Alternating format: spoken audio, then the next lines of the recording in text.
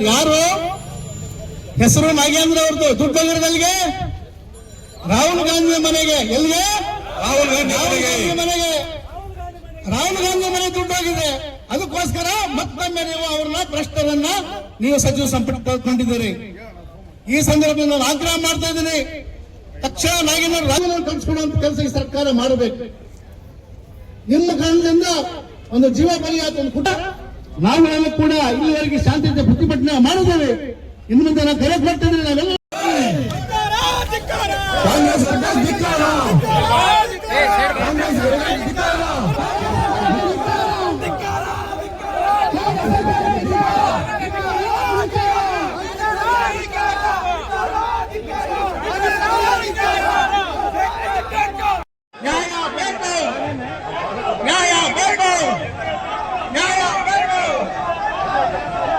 ರಾಜೀನಾಮೆ ಕೊಡಲೇಬೇಕು, ರಾಜೀನಾಮೆ ಕೊಡಲೇಬೇಕು.